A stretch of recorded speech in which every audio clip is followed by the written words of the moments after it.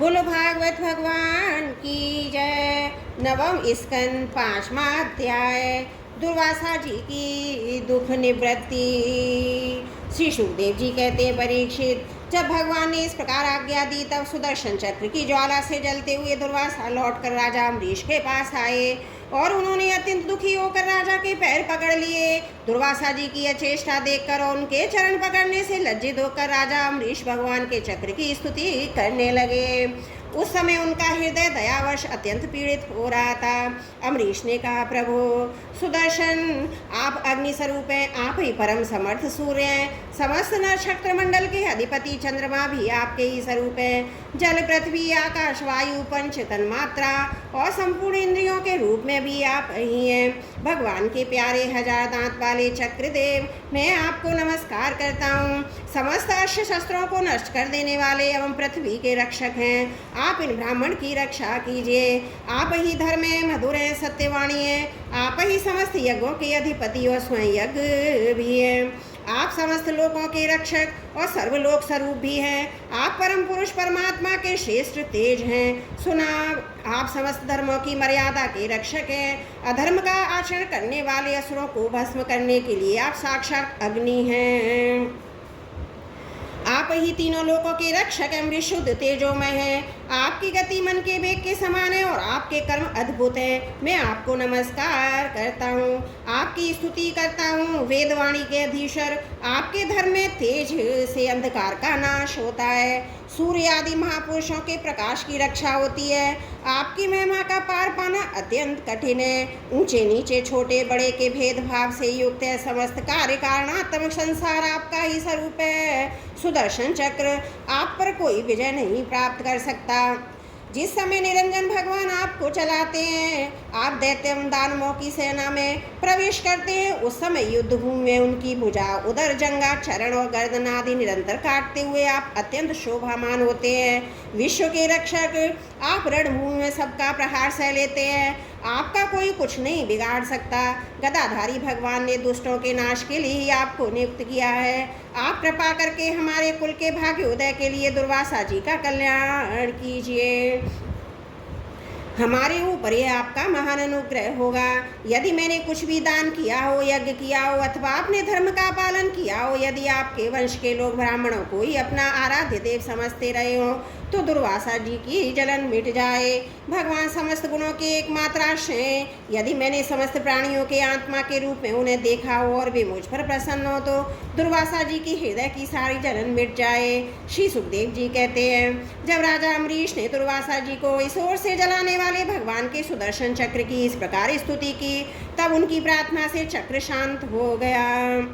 जब दुर्वासा चक्र की आग से मुक्त हो गए और इनका चित्त स्वस्थ हो गया, तब वे राजा अम्बरीश को अनेकानेक उत्तम आशीर्वाद देते हुए उनकी प्रशंसा करने लगे। दुर्वासा जी ने कहा, धन्य, आज मैंने भगवान के प्रेमी भक्तों का महत्व देखा। राजन, मैंने आपका अपराध किया, फिर भी आप मेरे लिए मंगल कामना ही कर रहे हैं। जिन्होंने भक्त वत्सल भगवान श्री हरि के चरण कमलों को दृढ़ प्रेम भाव से पकड़ लिया है, उन साधु पुरुषों के लिए कौन सा कार्य कठिन है। जिनका हृदय उदार है, वे महात्मा भला किस वस्तु का परित्याग नहीं कर सकते।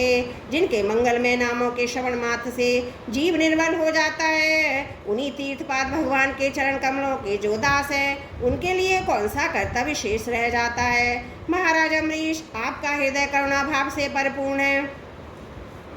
आपने मेरे ऊपर महान अनुग्रह किया है। अहो, आपने मेरे आराध्य को बुलाकर मेरे प्राणों की रक्षा की है। परीक्षित, जब से दुर्वासा जी भागे थे, तब से अब तक राजा अम्बरीश ने भोजन नहीं किया था। वे उनके लौटने की बाट देख रहे थे। अब उन्होंने दुर्वासा जी के चरण पकड़ लिए और उन्हें प्रसन्न करके विधिपूर्वक भोजन कराया। राजा अम्बरीश बड़े आदर से अतिथि के योग्य सब प्रकार की भोजन सामग्री ले आए।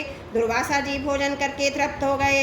अब उन्होंने आदर से कहा, राजन, अब आप भी भोजन करिए। अम्बरीश, आप भगवान के परम प्रेमी भक्त हैं। आपके दर्शन, स्पर्श, बातचीत और मन को भगवान की ओर प्रवृत्त करने वाले आतिथ्य से मैं अत्यंत प्रसन्न और अनुग्रहित हुआ हूँ। स्वर की देवनाएं बार बार आपके इस उज्ज्वल चरित्र का गान करेंगी। यह पृथ्वी भी आपकी परम पुण्यमयी कीर्ति का संकीर्तन करती रहेंगी। श्री सुखदेव जी कहते हैं, दुर्वासा जी ने बहुत ही संतुष्ट होकर राजा अम्बरीश के गुणों की प्रशंसा की और उसके बाद उन्होंने अनुमति लेकर आकाश मार्ग से उस ब्रह्मलोक की यात्रा की जो केवल निष्काम कर्म से ही प्राप्त होता है। परीक्षित जब सुदर्शन चक्र से भयभीत होकर दुर्वासा जी भागे थे, तब से लेकर उनके लौटने तक 1 वर्ष का समय बीत गया। इतने दिनों तक राजा अम्बरीश उनके दर्शन की आकांक्षा से केवल जल पी कर ही रहे। जब दुर्वासा जी चले गए तब उनके भोजन से बचे हुए अत्यंत पवित्र अन्न का उन्होंने भोजन किया। अपने कारण दुर्वासा जी का दुख में बढ़ना, फिर अपनी प्रार्थना से उनका छूटना, इन दोनों बातों को उन्होंने अपने द्वारा होने पर भी भगवान की ही महिमा समझा। राजा अम्बरीश में ऐसे अनेकों गुण थे। अपने समस्त कर्मों के द्वारा वे परब्रह्म परमात्मा श्री भगवान भक्ति भाव की अभिवृद्धि करते रहते थे। उस भक्ति के प्रभाव से उन्होंने ब्रह्मलोक तक के समस्त भोगों को नरक के समान समझा। तदंतर राजा अम्बरीश ने अपने ही समान भक्त पुत्रों पर राज्य का भार छोड़ दिया और स्वयं वे वन में चले गए। वहाँ वे बड़ी धीरता के साथ आठ स्वरूप भगवान में अपना मन लगाकर गुणों के प्रवाह रूप संसार से मुक्त हो गए। परीक्षित, महाराजा अम्बरीश का यह पवित्र परमाख्यान है। जो इसका संकीर्तन और स्मरण करता है वह भगवान का भक्त हो जाता है। बोलो भागवत भगवान की जय। 9वां स्कंद 5वां अध्याय समाप्त। त्रुटियों के लिए क्षमा प्रार्थी हूँ। बोलो भागवत भगवान की जय। 9वां स्कंद 6वां अध्याय। इक्ष्वाकु के वंश का वर्णन, मानधाता और सौभरी ऋषि की कथा। श्री सुखदेव जी कहते हैं, परीक्षित, अम्बरीश के 3 पुत्र थे, विरूप, केतुमान और शम्भु। विरूप से प्रशदर्श उसका पुत्र रथितर हुआ। रथितर संतानहीन था। वंश परंपरा की रक्षा के लिए उसने अंगिरा ऋषि से प्रार्थना की। उन्होंने उसकी पत्नी से ब्रह्म तेज से संपन्न कई पुत्र उत्पन्न किए। यद्यपि ये सब रथितर की भार्या से उत्पन्न हुए थे, इसलिए इनका गोत्र वही होना चाहिए था जो था रथितर का था। फिर भी वे अंगिरस की कहलाए। ये ही रथितर वंशियों के प्रवर कुल में सर्वश्रेष्ठ पुरुष कहलाए, क्योंकि ये क्षत्रोपेत ब्राह्मण थे। क्षत्रिय और ब्राह्मण दोनों गोत्रों से इनका संबंध था। परीक्षित, एक बार मनु जी के छींकने पर उनकी नासिका से इक्ष्वाकु नाम का पुत्र उत्पन्न हुआ। इक्ष्वाकु के 100 पुत्र थे। उनमें से सबसे बड़े 3 थे, विकुक्षी, निमि और दंडक। परीक्षित, उनसे छोटे 25 पुत्र आर्यव्रत के पूर्व भाग के और 25 पश्चिम भाग के तथा उपर्युक्त 3 मध्य भाग के अधिपति हुए। शेष 47 दक्षिणादि अन्य प्रांतों के अधिपति हुए। एक बार राजा इक्ष्वाकु ने अष्टकाशाद के नाम से अपने बड़े पुत्र को आज्ञा दी, विकुक्ष, शीघ्र ही जाकर श्राद्ध के योग्य पवित्र पशुओं का मांस लाओ। वीर विकुक्षी ने बहुत अच्छा कहकर उनकी वन की यात्रा की। वहाँ उसने श्राद्ध के योग्य बहुत से पशुओं का शिकार किया। वह थक तो गया ही था, भूख भी लग गई थी, इसलिए वह बात भूल गया कि श्राद्ध के लिए मारे हुए पशु को स्वयं न खाना चाहिए। उसने एक खरगोश खा लिया। विकुक्षी ने बचा हुआ मांस लाकर अपने पिता को दिया। इक्ष्वाकु ने अपने गुरु से उसे प्रोक्षण करने के लिए कहा। तब गुरुजी ने बताया कि मांस तो दूषित है, श्राद्ध के अयोग्य है। परीक्षित, गुरुजी के कहने पर राजा इक्ष्वाकु को अपने पुत्र की करतूत का पता चल गया। उन्होंने शास्त्रीय विधि का उल्लंघन करने वाले पुत्र को क्रोधवश अपने देश से निकाल दिया। तदंतर राजा इक्ष्वाकु ने अपने गुरुदेव वशिष्ठ से ज्ञान विषयक चर्चा की। फिर योग के द्वारा शरीर का परित्याग करके उन्होंने परम पद प्राप्त किया। पिता का देहांत हो जाने पर विकुक्ष अपनी राजधानी में लौट आया। इस पृथ्वी का शासन करने लगा। उसने बड़े बड़े यज्ञों से भगवान की आराधना की और संसार में शशाद के नाम से प्रसिद्ध हुआ। विकुक्षी के पुत्र का नाम था पुरंजय। उसी को कोई इंद्रबाह और कोई कुपोत्स्थ कहते हैं। जिन कर्मों के कारण उनके ये नाम पड़े थे उन्हें सुनो। सतयुग के अंत में देवताओं का दानवों के साथ घोर संग्राम हुआ था। उसमें सबके सब देवता दैत्यों से हार गए। तो उन्होंने वीर पुरंजय को सहायता के लिए अपना मित्र बनाया। पुरंजय ने कहा, यदि देवराज इंद्र मेरे वाहन बने तो मैं युद्ध कर सकता हूँ। पहले तो इंद्र ने अस्वीकार कर दिया, परंतु देवताओं के आराध्य देव सर्वशक्तिमान विश्वात्मा भगवान की बात मानकर पीछे वे एक बड़े भारी बैल बन गए। सर्वंतर्यामी भगवान विष्णु ने अपनी शक्ति से पुरंजय को भर दिया। उन्होंने कवच पहनकर दिव्य धनुष और तीखे बाण ग्रहण किए। इसके बाद बैल पर चढ़कर वे उनके कुकुद ढील के पास बैठ गए। जब इस प्रकार वे युद्ध के लिए तत्पर हुए तब देवता उनकी स्तुति करने लगे। देवताओं को साथ लेकर उन्होंने पश्चिम की ओर से दैत्यों को नगर घेर लिया। वीर पुरंजय का दैत्यों के साथ अत्यंत रोमांचकारी घोर संग्राम हुआ। युद्ध में जो जो दैत्य उनके सामने आए, पुरंजय के बाणों के द्वारा उन्हें यमराज के हवाले कर दिया।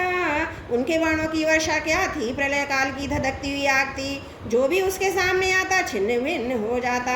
दैत्यों का साहस जाता रहा। वे रणभूमि छोड़कर अपने अपने घरों में घुस गए। पुरंजय ने उनका नगर, धन, ऐश्वर्य सब कुछ जीत कर इंद्र को दे दिया। इसी से उन राजर्षिपुर जीतने के कारण पुरंजय, इंद्र को वाहन बनाने के कारण इंद्रवाह और बैल के कुकुद पर बैठने के बाद कुकुत्स कहा जाता है। पुरंजय का पुत्र था अनेना, उसका पुत्र पृथु हुआ। पृथु के विश्वरंधी, उसके चंद्र और चंद्र के युवनाश्व। युवनाश्व के पुत्र हुए सावस्त, जिन्होंने सावस्तीपुरी बसाई। सावस्त के बृहतश्व से कुवलयाश्व हुए, ये बड़े बली थे। उन्होंने ऊतंक ऋषि को प्रसन्न करने के लिए अपने 21,000 पुत्रों को साथ लेकर धुंधु नाम के दैत्य का वध किया। इसी से उनका नाम हुआ धुंधुमार। धुंधु को दैत्य की भूख से, आग से सबके पुत्र जल गए। केवल 3 ही बच रहे थे। परीक्षित बचे हुए पुत्रों के नाम थे द्रणाश्व, कपिलाश्व, भद्राश्व। द्रणाश्व से हर्यश्व और उससे निकुंभ का जन्म हुआ। निकुंभ के भण्याश्व और उसके कृशाश्व। कृशाश्व के सैनजित और सैनजित के योनाश्व नामक पुत्र हुआ। योनाश्व संतानहीन था, इसलिए बहुत दुखी होकर अपने 100 स्त्रियों के साथ वन में चला गया। वहाँ ऋषियों ने बड़ी कृपा करके योनाश्व से पुत्र प्राप्ति के लिए बड़ी एकाग्रता के साथ इंद्र देवता का यज्ञ कराया। एक दिन राजा योनाश्व को रात्रि के समय बड़ी प्यास लगी। वह यज्ञशाला में गया, किंतु वहाँ देखा कि ऋषि लोग तो सो रहे थे। तब जल मिलने का कोई उपाय न देख तो उसने मंत्र से अभिमंत्रित जल ही पी लिया। परीक्षित जब प्रातःकाल ऋषि लोग सोकर उठे और उन्होंने देखा कि कलश में तो जल ही नहीं है, तब उन लोगों ने पूछा कि यह किसका काम है, पुत्र उत्पन्न करने वाला जल किसने पी लिया। अंत में जब उन्हें मालूम हुआ कि भगवान की प्रेरणा से राजा युवनाश ने ही उस जल को पी लिया, तो उन लोगों ने भगवान के चरणों में नमस्कार किया और कहा, धन्य भगवान का बल ही वास्तव में बल है। इसके बाद प्रसव का समय आने पर युवनाश की दानी को फाड़कर उसके एक चक्रवर्ती पुत्र हुआ। उसे रोते देख ऋषियों ने कहा, यह बालक दूध के लिए बहुत रो रहा है, अतः किसका दूध पिएगा। तब इंद्र ने कहा, मेरा पिएगा। माधाता बेटा तू रो मत, यह कहकर इंद्र ने अपनी तर्जनी उंगली के उसके मुंह में डाल दी। ब्राह्मण और देवताओं के प्रसाद से उस बालक के पिता युवनाश्व की भी मृत्यु नहीं हुई। वह वहीं तपस्या करके मुक्त हो गया। परीक्षित इंद्र उस बालक का नाम रखा त्रषदस्यु, क्योंकि रावण आदि दस्यु लुटेरे उससे वो देखने में भयभीत रहते थे।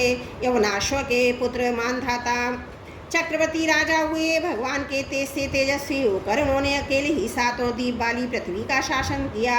वे यद्यपि आत्मज्ञानी थे, उन्हें कर्मकांड की कोई विशेष आवश्यकता नहीं थी, फिर भी उन्होंने बड़ी बड़ी दक्षिणा वाले यज्ञों से उन्हें यज्ञ स्वरूप प्रभु की आराधना की, जो स्वयं प्रकाशवान सर्वदेव स्वरूप हैं, सर्वात्मा इंद्रियातीत हैं। भगवान के अतिरिक्त और है ही क्या। यज्ञ की सामग्री, मंत्र, विधि विधान, यज्ञ यजमान, ऋतुअज, धर्म, देश और काल, ये सबका सब भगवान का ही स्वरूप तो है। परीक्षित, जहाँ से सूर्य का उदय होता है और जहाँ वे अस्त होते हैं, वह सब सारा का सारा भूभाग यवनाश्व के पुत्र मानधाता के ही अधिकार में था। राजा मानधाता की पत्नी शशबिंदु की पुत्री बिंदुमती थी। उसके गर्भ से उनके 3 पुत्र हुए, पुरुकुत्स, अम्बरीश, ये दूसरे अम्बरीश हैं, और युगु, मुचुकंद, इनकी 50 बहनें थीं। उन 50 ने अकेले सौभरी ऋषि को पति के रूप में वर्ण किया। परम तपस्वी सौभर जी का बार यमुना जल में डुबकी लगाकर तपस्या कर रहे थे। वहाँ उन्होंने देखा कि मत्स्यराज अपनी पत्नियों के साथ बहुत सुखी हो रहा है। उसके इस सुख को देखकर ब्राह्मण सौभरी के मन में भी विवाह करने की इच्छा जाग उठी। उन्होंने राजा मानधाता के पास आकर उनकी 50 कन्याओं में से एक कन्या मांगी। राजा ने कहा, ब्राह्मण कन्या स्वयंवर में आपको चुन लें तो आप उसे ले लीजिए। सौभरी ऋषि राजा मानधाता का अभिप्राय समझ गए। उन्होंने राजा ने इसलिए मुझे ऐसा सूखा जवाब दिया कि अब मैं बूढ़ा हो गया हूँ, शरीर में झुर्रियाँ पड़ गई हैं, बाल पक गए हैं, सिर कांपने लगा है, अब कोई स्त्री मुझसे प्रेम नहीं कर सकती है। अच्छी बात है, मैं अपने को ऐसा सुंदर बनाऊंगा कि राजकन्याएं तो क्या देवांगनाएं भी मेरे लिए लालायित हो जाएंगी। ऐसा सोचकर भी समर्थ सौवर जी ने वैसा ही किया। फिर क्या था, अंतपुर के रक्षक ने सौभरी मुनि के कन्याओं के सजे सजाए महल में पहुंचा दिया। फिर तो उन 50 राजकन्याओं ने एक ही सौभरी को ही अपना पति चुन लिया। उन कन्याओं का मन सौभर जी में इस प्रकार आसक्त हो गया, वे उनके लिए आपस में प्रेम भाव को तिलांजलि देकर परस्पर कलह करने लगी। एक दूसरे से कहने लगी, ये तुम्हारे योग्य नहीं है, मेरे योग्य है। ऋग्वेदी सौभरी ने उन सभी का पाणी ग्रहण कर लिया। वे अपनी अपार तपस्या के प्रभाव से बहुमूल्य सामग्रियों से सुसज्जित अनेकों उपवनों और निर्मल जल से परिपूर्ण सरोवरों से युक्त एवं सौगंधिक पुष्पों के बगीचों में घिरे हुए महलों में बहुमूल्य शैया, आसन, वस्त्र, आभूषण, स्नान, अनुलेपन, सुस्वादु भोजन, पुष्पमालाओं के द्वारा अपनी पत्नियों के साथ विहार करने लगे। सुंदर सुंदर वस्त्र आभूषण धारण किए स्त्री पुरुष सर्वदा उनकी सेवा में लगे रहते। कभी पक्षी चहकते रहते तो कभी भौरे गुंजार करते रहते। कहीं कहीं बंदीजन उनकी वीरतावली का बखान करते रहते।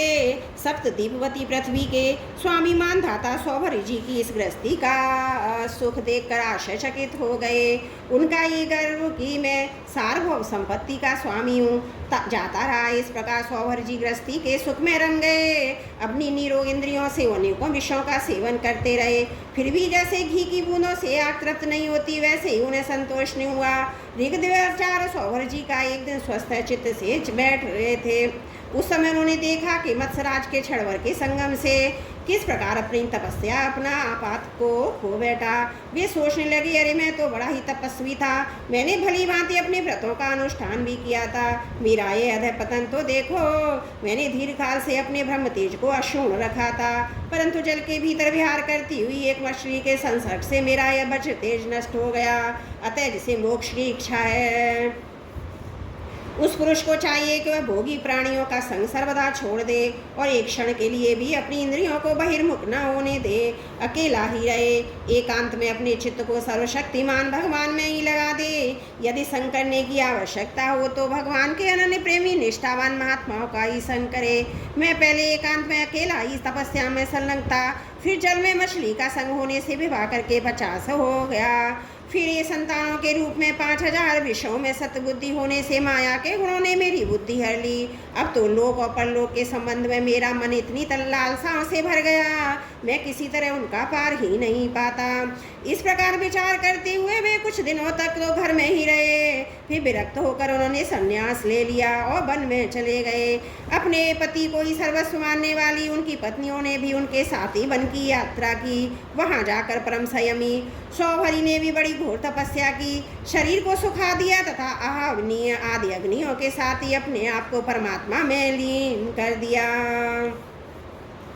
परीक्षित उनकी पत्नियों ने जब अपने पति सौभरी मुनि की आध्यात्मिकता की गति देखी, तब जैसे ज्वालाएं शांत अग्नि में लीन हो जाती हैं, वैसे ही वे उनके प्रभाव से सती होकर उन्हीं में लीन हो गईं, उन्हीं की गति को प्राप्त हुई। बोलो भागवत भगवान की जय। नवम स्कंद छठा अध्याय। त्रुटियों के लिए क्षमा प्रार्थी हूँ। बोलो भागवत भगवान की जय। नवम स्कंद 7वां अध्याय। राजा त्रिशंकु और हरिश्चंद्र की कथा। श्री सुखदेव जी कहते हैं, परीक्षित, मैं वर्णन कर चुका हूँ कि मानधाता के पुत्रों में सबसे श्रेष्ठ अमरीश थे। उनके दादा यवनाश्व ने अपने पुत्र रूप में स्वीकार कर लिया। उनका पुत्र हुआ यवनाश्व और यवनाश्व का हारित। मानधाता के वंश में 3 अवान्तर गोत्रों के प्रवर्तक हुए। नागों ने अपनी बहन नर्मदा का विवाह पुरुकुत्स से कर दिया था। नागराज वासुकी की आज्ञा से नर्मदा अपने पति को रसातल में ले गई। वहाँ भगवान की शक्ति से संपन्न होकर पुरुकुत्स ने वध करने योग्य गंधर्वों को मार डाला। इस पर नागराज ने प्रसन्न होकर पुरुकुत्स को वर दिया कि जो इस प्रसंग का स्मरण करेगा वह सर्पों से निर्भय हो जाएगा। राजा पुरुकुत्स का पुत्र त्रसदस्यु था। उसके पुत्र हुए अनरण्य, अनरण्य के हरे अश्व, इसके अरुण और अरुण के त्रिवंदन हुए। त्रिवंदन के पुत्र सत्रवत हुए। यही सत्रवत निशंकु के नाम से विख्यात हुए। यद्यपि निशंकु अपने पिता और गुरु के शाप से चांडाल हो गए थे, परंतु विश्वामित्र जी के प्रभाव से वे सशजी स्वर्ग में चले गए। देवताओं ने उन्हें वहाँ से ढकेल दिया और वे नीचे की ओर सिरकी हुए गिर पड़े, परंतु विश्वामित्र जी ने अपने तपोबल से उन्हें आकाश में ही स्थिर कर दिया। वे अब भी आकाश में लटके हुए दिखते हैं। त्रिशंकु के पुत्र थे हरिश्चंद्र। उनके लिए विश्वामित्र और वशिष्ठ एक दूसरे को शाप देकर पक्षी हो गए और बहुत वर्षों तक लड़ते रहे। हरिश्चंद्र के कोई संतान न थी, इससे वे बहुत उदास रहा करते थे। नारद के उपदेश से वे वरुण देवता की शरण में गए और उनसे प्रार्थना की कि प्रभु मुझे पुत्र प्राप्त हो। महाराजा, यदि मेरे वीर पुत्र होगा तो मैं उसी से आपका भजन यजन करूँगा। वरुण ने कहा ठीक है। तभी वरुण की कृपा से हरिश्चंद्र के रोहित नाम का पुत्र हुआ। पुत्र होते ही वरुण ने आकर कहा, हरिश्चंद्र मैं तुम्हें पुत्र प्राप्त हो गया है, अब इसके द्वारा मेरा यज्ञ करो। हरिश्चंद्र ने कहा, जब आपका यह यज्ञ पशु रोहित 10 दिन से अधिक का हो जाएगा तब यज्ञ के योग्य होगा। 10 दिन बीतने पर वरुण ने आकर फिर कहा, अब मेरा यज्ञ करो। हरिश्चंद्र ने कहा, जब आपके यज्ञ पशु के मुंह में दांत निकल आएंगे तब मैं यज्ञ के योग्य होगा। दांत उगाने पर वरुण ने कहा, अब इसके दांत निकल आए हैं, मेरा यज्ञ करो। हरिश्चंद्र ने कहा, जब इसके दूध के दांत गिर जाएंगे तब यह यज्ञ के योग्य होगा। दूध के दांत गिर जाने पर वरुण ने कहा, अब इस यज्ञ पशु के दांत गिर गए हैं, मेरा यज्ञ करो। हरिश्चंद्र ने कहा, अब जब इसके द्वारा दांत आ जाएंगे तब मैं यह पशु यज्ञ के योग हो जाएगा। दांतों के फिर उगाने पर वरुण ने कहा, मेरा यज्ञ करो। हरिश्चंद्र ने कहा, वरुण जी, महाराज क्षत्रिय पशु जब यज्ञ के योग होता है तब वह कवच धारण करने लगे। परीक्षित, इस प्रकार राजा हरिश्चंद्र पुत्र के प्रेम से हीला हवाला करके समय टालते रहे। इसका कारण यह था कि पुत्र स्नेह की फांसी ने उसके हृदय को जकड़ लिया था। वो जो जो समय बताते वरुण देवता उसी की बाट देखते। जब रोहित को इस बात का पता चला कि पिताजी तो मेरा बलिदान करना चाहते हैं, तब वह अपने प्राणों की रक्षा के लिए हाथ में धनुष लेकर वन में चला गया। कुछ दिन के बाद उसे मालूम हुआ कि वरुण देवता ने रुष्ट होकर मेरे पिताजी पर आक्रमण किया है, जिसके कारण वे महोदर रोग से पीड़ित हो रहे हैं। तब रोहित अपने नगर की ओर चल पड़ा, परंतु इंद्र ने आकर उसे रोक दिया। उन्होंने कहा, बेटा रोहित, यज्ञ पशु बनकर मरने की अपेक्षा तो पवित्र तीर्थ और क्षेत्रों का सेवन करते हुए पृथ्वी में बिछड़ना ही अच्छा है। इंद्र की बात मानकर वह 1 वर्ष तक अपने वन में ही रहा। इसी प्रकार दूसरे, तीसरे, चौथे और 5वें वर्ष भी रोहित ने अपने पिता के पास जाने का विचार किया, परंतु बूढ़े ब्राह्मण का वेश धारण कर हर बार इंद्र आते और उसे रोक देते। इस प्रकार 6 वर्ष तक रोहित वन में ही रहा। 7वें वर्ष जब वह अपने नगर को लौटने लगा तब उसने अजीग्रत से उसके मछले पुत्र सुनैशैप को मोल ले लिया और उसे यज्ञ पशु बनाने के लिए अपने पिता को सौंपकर उनके चरणों में नमस्कार किया। तब परम यशस्वी एवं शेष चरित्र वाले राजा हरिश्चंद्र ने महोदर रोग से छूटकर पुरुष मेध यज्ञ द्वारा वरुण आदि देवताओं का यजन किया। इस यज्ञ में विश्वामित्र जी होता हुए परम संयमी जमदग्नि ने अधर योगा का काम किया। वशिष्ठ जी ब्रह्मा बने, ययास्य मुनि सामगान करने थे उद्गाता बने। उस समय इंद्र ने प्रसन्न होकर हरिश्चंद्र को एक सोने का रथ दिया। परीक्षित, उसमें आ चलकर सुनैशपरा का महात्म वर्णन करूंगा। हरिश्चंद्र को अपनी पत्नी के साथ सत्य में दृढ़तापूर्वक स्थित देखकर विश्वामित्र जी बहुत प्रसन्न हुए। उन्होंने उस ज्ञान का उपदेश दिया जिसका कभी नाश नहीं होता। उसके अनुसार राजा हरिश्चंद्र ने अपने मन को पृथ्वी में, पृथ्वी को जल में, जल को तेज में, तेज को वायु में और वायु को आकाश में स्थिर करके आकाश को अहंकार में लीन कर दिया। फिर अहंकार को मैं तत्व में लीन करके और उसमें ज्ञान कला का ध्यान किया और उससे अज्ञान को भस्म कर दिया। इसके बाद निर्वाण सुख की अनुभूति से उस ज्ञान कला का भी परित्याग कर दिया। समस्त बंधनों से मुक्त होकर वे अपने उस स्वरूप में स्थित हो गए जो ना तो किसी प्रकार बतलाया जा सकता है और ना उसके संबंध में किसी प्रकार का अनुमान ही किया जा सकता है। बोलो भागवत भगवान की जय। 9वां स्कंद 7वां अध्याय समाप्त। त्रुटियों के लिए क्षमा प्रार्थी हूँ।